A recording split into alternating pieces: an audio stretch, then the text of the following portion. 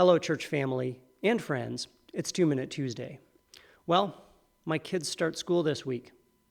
Every year I say that summer went by way too fast, but this year it really did. Now, some of that has to do with me and my family's circumstances. As many of you know, we recently relocated. Melody and I started new jobs. Our kids are going to brand new schools. Everything's new. And all of this has been infused with grace and good things, but we've also experienced some disorientation. Old Testament scholar Walter Brueggemann says that disorientation is an essential part of the life of faith. Whenever God calls people, he uproots them and moves them through unfamiliar territory.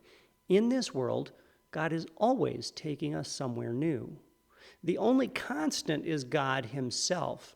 The way may feel uncertain and the territory unknown, but God makes the way known and makes himself known along the way.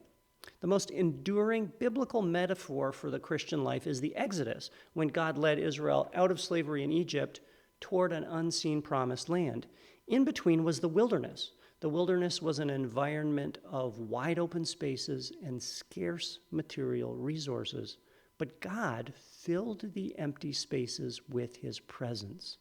Numbers chapter 9 describes the way that God moved his people on and made his presence known.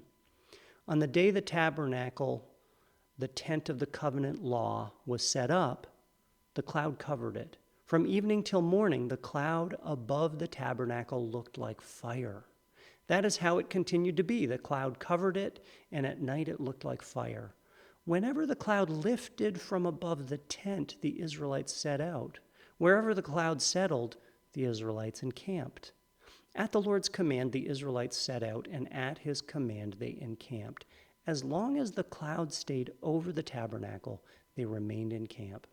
At the Lord's command, they encamped, and at the Lord's command, they set out. They obeyed the Lord's order in accordance with his command through Moses. God never promises his people that the way will be easy. What he always promises is that he will not leave us. At the cross, remember, Jesus was forsaken on our behalf to guarantee we never would be. So if the coming weeks present you with some adjustment, some discomfort, some disorientation, hang in there. It is in these transitional seasons and uncertain passages that God makes himself known. Look, listen, and wait for him to meet you in the empty places, and trust him to lead you every step of the way.